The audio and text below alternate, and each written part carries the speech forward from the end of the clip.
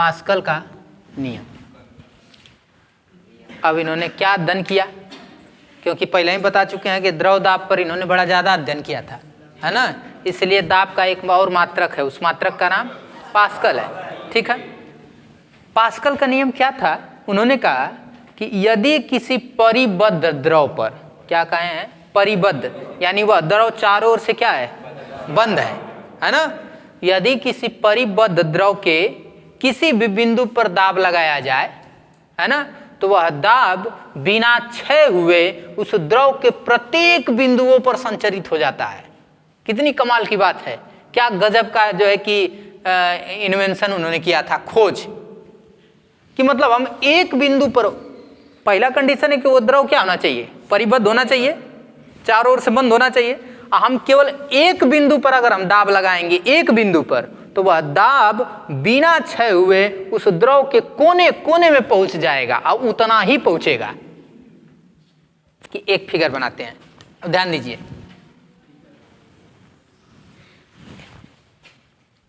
एक football type का कुछ है, उसको पानी से एकदम भर दिया गया है। ठीक है, ये पूरी तरह से परिबद्ध है कि नहीं, बोलो। इसमें 4 पिस्टन लगाते हैं, सब के सब सेम क्षेत्रफल के, ध्यान देना, सब के सब सेम क्षेत्रफल के। सेम क्षेत्रफल लगाने का कारण है, अभी समझना। पिस्टन लगाया हमने, सब के सब सेम क्षेत्रफल के, ठीक। इस वाले में हमने पिस्टन लगाया, इसमें भी, इसमें भी और इसमें भी। ये सब के सब एकदम पानी से क्या किए गए हैं, भरे गए हैं, एकदम पूरी तरह से ये पानी से भरा गया है। पानी से कहो चाहे द्रव से कहो, कुछ से भी, ये पूरी तरह से क्या है, भरा गया है।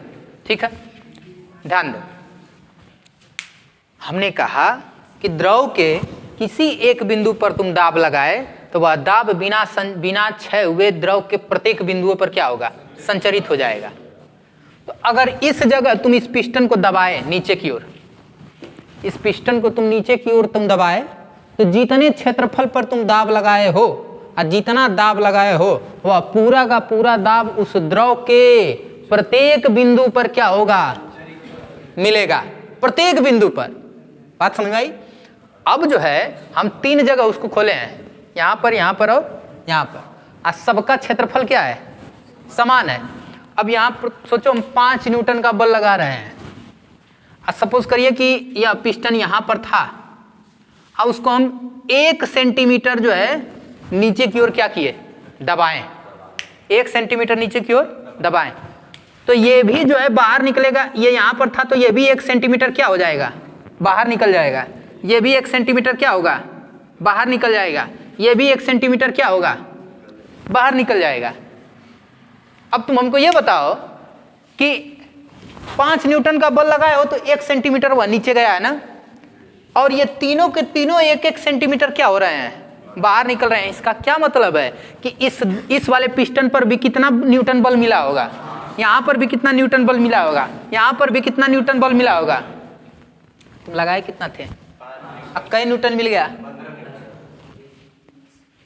है, क्या न्यूटन मिला, 15 न्यूटन, क्योंकि भाई तीनों को ना धक्का दे रहा है, वो तीनों को एक साथ। ये भी नहीं भाई, कहने का मतलब कि भाई तू 5 न्यूटन यहाँ बल लगाया, 1 सेंटीमीटर नीचे की ओर वह पिस्टन गया, ठीक है ना, तो 1 सेंटीमीटर अगर वह बल को बांट देता तो यह हो सकता है आधा सेंटीमीटर होता, चाहे आधा सेंटीमीटर ये, आधा सेंटीमीटर ये, आधा सेंटीमीटर ये, इस तरह करके होता। नहीं तो आधा नहीं कहो तो उसको अगर मान लो कि यहाँ पर 6 सेंटीमीटर नीचे की ओर दबाए तो 2 सेंटीमीटर ये होता, 2 सेंटीमीटर ये होता, और 2 सेंटीमीटर 6 सेंटीमीटर पूरा हो जाता ना, लेकिन ऐसा तो हो नहीं रहा है। सब के सब कितने सेंटीमीटर हो जाएंगे, 6 सेंटीमीटर, 6 सेंटीमीटर, और ये भी कितना होगा, 6 सेंटीमीटर। इसको भी कितना दबाए हो, 6 सेंटीमीटर। इसका साफ मतलब समझ में आ रहा है कि कहीं बल हमारा क्षय नहीं हो रहा है। अगर यहाँ 5 न्यूटन बल दे रहे हैं तो 5 न्यूटन यहाँ भी मिल रहा है, 5 न्यूटन यहाँ भी, 5 न्यूटन यहाँ भी, क्षय कहीं नहीं हो रहा है। और जितनी जगह तुम प्राप्त करना चाहोगे 1000 गो में पिस्टन खोल दीजिए, है ना, तो सब में कितना मिलने लगेगा? सब में 5 न्यूटन 5 न्यूटन सब में मिलने लगेगा। तो एक चीज और है, क्या समझ में आया बात? कि इसका क्षेत्रफल कितना था? मान लो इसका क्षेत्रफल कितना है a, तो इसका भी क्षेत्रफल कितना हुआ a, इसका भी क्षेत्रफल a और इसका भी क्षेत्रफल a, है ना? ठीक है। तो अगर जय गुना क्षेत्रफल हुआ, तय गुना करके हमको क्या मिल रहा है? बल मिल रहा है। अगर 5 न्यूटन का बल यहां पर लगाए हो a क्षेत्रफल पर, तो अगर क्षेत्रफल को तुम 3 गुना कर दिए तो तुमको कै न्यूटन बल मिला? 15 न्यूटन। हम कह रहे हैं कि 3 जगह उसको खोले हो, तीनों को मिला के कई जगह खोल दोगे तो नहीं हो जाएगा? तब वो तो वही बात होगी। अब समझिए कि मान लो कि ये है तुम्हारा, अब यहां से तुम बल लगाए 5 न्यूटन का एक पिस्टन से, ठीक है? इस क्षेत्रफल के बराबर तुम 3 गुना खोल दो एक की जगह, इस क्षेत्रफल का कै गुना हो गया? ये 3 गुना हुआ। तो इतने पर 5 न्यूटन मिला होगा, इतने पर 5 न्यूटन मिला होगा और इतने पर 5 न्यूटन मिला होगा। तो कुल क्षेत्रफल पर कै न्यूटन का बल यहां से मिलेगा? 15 न्यूटन का बल मिलेगा। मतलब ये बात हमको समझ में आई कि अगर यहां पर एक पिस्टन हम लगा दें तो यहां से दबाएंगे 5 न्यूटन से, यहां मिलेगा कै न्यूटन? 15 न्यूटन। क्योंकि कै गुना क्षेत्रफल है? 3 गुना क्षेत्रफल है ना? तो इसका मतलब है कि जितना क्षेत्रफल की मात्रा को हम बढ़ाएंगे उतना ही ज्यादा हमको बल प्राप्त होगा, उतना ही ज्यादा हमको दाब प्राप्त होगा। क्लियर हुआ? बोलो ठीक है। इसमें तो एकदम क्लियर बात कि अगर किसी परिबद्ध द्रव पर दाब लगाया जाए, किसी बिंदु पर दाब लगाया जाए, तो वह दाब बिना क्षय हुए उसके प्रत्येक बिंदु पर संचरित हो जाता है। यही पास्कल का नियम था। ठीक है। इसका सबसे पहला प्रयोग है द्रव चालित लिफ्ट। अनुप्रयोग पढ़ना है। अनुप्रयोग में द्रव चालित लिफ्ट है और फिर द्रव चालित ब्रेक है ना? और फिर उसके बाद चैप्टर समाप्त है ना? यही था पास्कल का नियम। अब ध्यान दो, इधर समझिए। अब द्रव क्या है ये? द्रव चालित लिफ्ट। अब वो कैसे बनता है देखिए।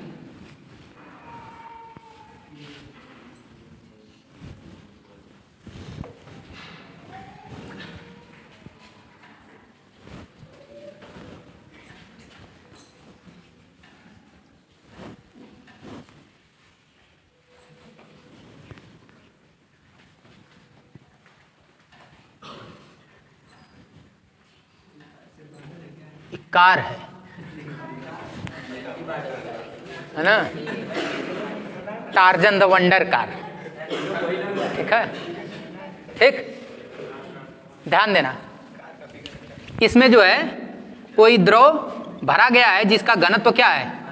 ज्यादा है। इसमें पानी भी भरोगे तो कोनो दिक्कत नहीं है, लेकिन जितना अधिक हमको बल चाहिए उतना ही अधिक हम क्या भरेंगे?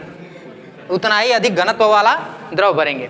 अब यहां से समझो बाद में, अगर इसको तुम दबाते हो यहां से तो इसका क्षेत्रफल कम है और इसका क्षेत्रफल ज्यादा है। अब जितने बल से तुम यहां दबाए हो और जितने क्षेत्रफल पर दबाए हो, यानी P बराबर होगा, F बराबर होगा कितना? P इंटू ए होगा। मान लो कि इसका क्षेत्रफल सपोज करिए कि 2 मीटर स्क्वायर था, है ना? 2 मीटर स्क्वायर था। दाब चलो सपोज करो कुछ भी, मान लो कि 5 पास्कल कुछ लगा दिए, है ना? तो F बराबर कितना हो जाएगा? 5 गुणे 2 यानी कि 10 न्यूटन। यहां से 10 न्यूटन का तुम बल लगाए और कितने मीटर स्क्वायर पर? 2 मीटर स्क्वायर पे। तो वह 2-2 मीटर स्क्वायर के क्षेत्रफल पर 5-5 पास्कल का बल, 5-5 पास्कल का दाब जो है प्रत्येक जगह क्या हो जाएगा? संचरित हो जाएगा। लेकिन कितने मीटर स्क्वायर पे? 2 मीटर की स्क्वायर पे। और कितने का? 5 पास्कल का दाब। अब ये बताओ, 2-2 मीटर का स्क्वायर, इसमें कई भाग हो गया ना, है ना? तो ये अब मान लीजिए कि ये a मीटर स्क्वायर था, इसका क्षेत्रफल 2 मीटर स्क्वायर, तो लगभग हमको लग रहा है 7-8 गुना होगा। चलो 7 गुना है, तो इसको हम सीधा 7 गुना 14 मीटर स्क्वायर कर दें क्या इसका क्षेत्रफल? तो यहां पर प्राप्त बल की बात करेंगे तो F बराबर कितना होगा, P इंटू ए। हम क्या कहें कि वही दाब सब जगह संचरित होगा, है ना। यहां पर ए कितना हो गया, वही दाब प्रत्येक बिंदु पर संचरित होगा ना। तो यहां पर F का मान P का मान तो सेम है, कितना 5 पास्कल, लेकिन यहाँ ए का मान कितना हो गया 14 मीटर स्क्वायर, यानी 14 5 70 न्यूटन का बल इस जगह हमको प्राप्त होगा। लेकिन हम लगाएं कितना का है, केवल 10 न्यूटन का बल लगाए हैं। केवल कितने का बल लगाए हैं, 10 न्यूटन का। लेकिन हमको प्राप्त कितना हो रहा है, 70 न्यूटन। तो जय गुना क्षेत्रफल बढ़ेगा उतना ही गुना हमको बल क्या होगा, प्राप्त होगा। ठीक है ना। ये द्रव चालित लिफ्ट है। क्लियर, ठीक है। इसका सबसे मजेदार प्रयोग है ना, है?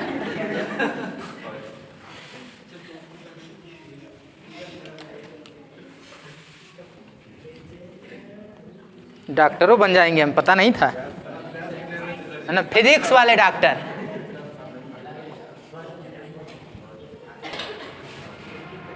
देखिए इसका क्षेत्रफल कम है, इसका क्षेत्रफल ज्यादा है ना, लगभग हमको लग रहा है कि 2 गुना ज्यादा होगा, 2 गुना। तो अगर इस पर हम लगाते हैं 5 न्यूटन का बल तो इस पर हमको कितना मिलने वाला है, 10 न्यूटन करीब मिलेगा, है ना। क्योंकि ये इसके क्या है, तो इस पर जितनी आसानी से हम इसको दबाएंगे ये बिल्कुल आसानी से ये ऊपर की तरफ क्या होगा, जाएगा। लेकिन इसको दबाओगे तो इस पर बड़ा मुश्किल हो जाएगा ले जाना। ठीक है।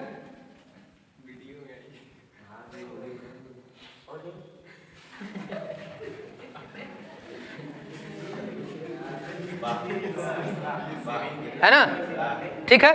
देखो आसानी से एकदम दब गया है। लेकिन अब हम इसको दबाते हैं, है ना। अब इसको दबाओ, है? अरे बाप रे, बड़ा मुश्किल हो जाएगा दबाना इसको, है ना। और लेकिन क्षेत्रफल अगर और कम कर दें, है ना, क्षेत्रफल अगर और कम कर दें, चलो जी, कोई है दम वाला आदमी, आओ इधर आओ, चलो आओ इधर आओ, जल्दी करो। है? अब इतना मत दम लगा देना कि टूटिए जाए। ठीक है, ठीक है। अब उसको दबाओ, उसको दबाओ, इधर इसको पकड़े रहना, इसको पकड़ो, इसको पकड़ो। अब बल हमारे और इसके में तो अंतर बुझा रहा है ना। नहीं सर, आपका सामान अंतर बुझा रहा है कि नहीं बता। तो इसका मतलब है कि हमारे अंदर बल कम होगा, है? ठीक है। तो देखो तो, है?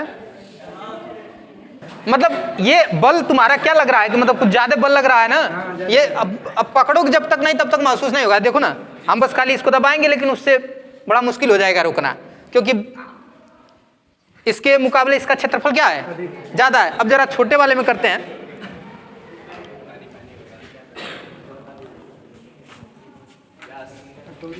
अब बताओ इस वाले का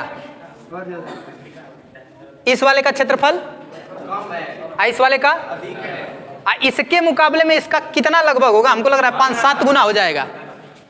जय गुना होगा तय गुना ही बल मिलेगा। अगर इस पर हम लगाते हैं 2 न्यूटन का बल, है ना, तो अगर 1 उंगली का इस पर बल लगाते हैं, है ना, तो 5 उंगलियों के बराबर इस पर बल मिलने वाला है ना, है ना। अब देखो तो, अब दबाओ, इसको पकड़ो यहां से इसे, हाँ नहीं फेंकेगा, दबाओ। अब कुछ बुझाए तो बताना।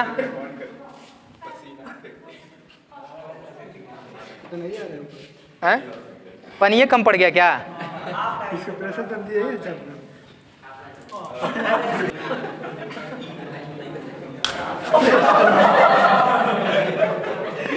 ये तो पूरा प्रैक्टिकल हो गया।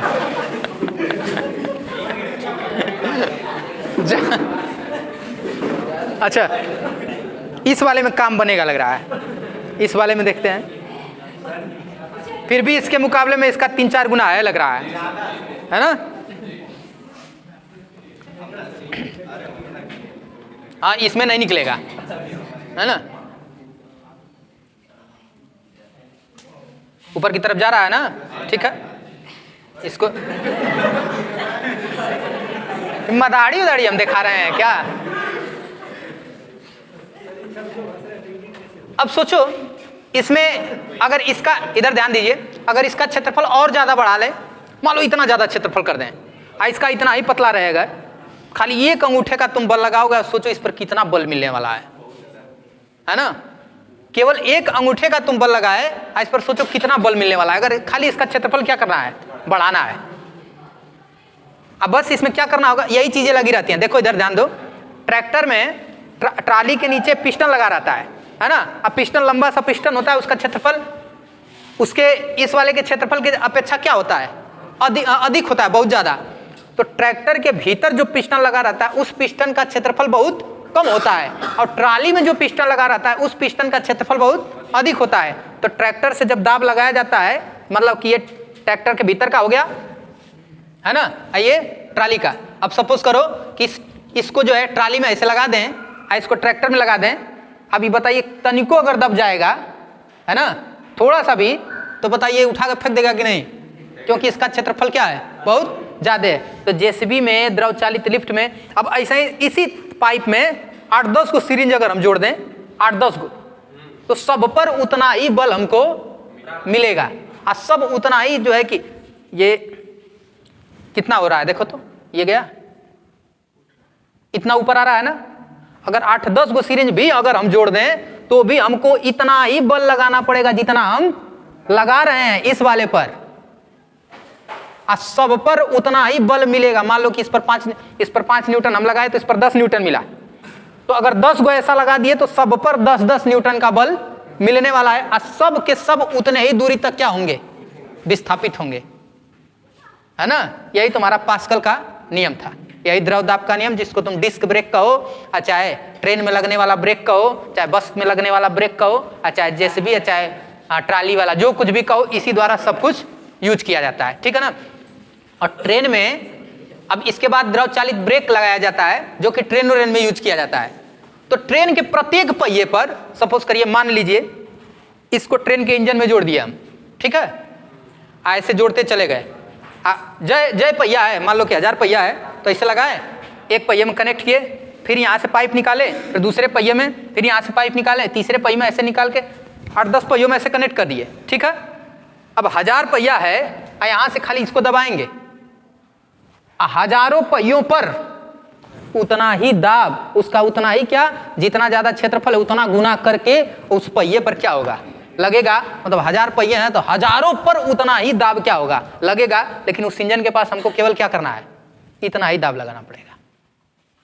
बात समझ में आई कि नहीं? ये कमाल का ट्रिक है, ठीक है, क्लियर हुआ ये, ठीक है।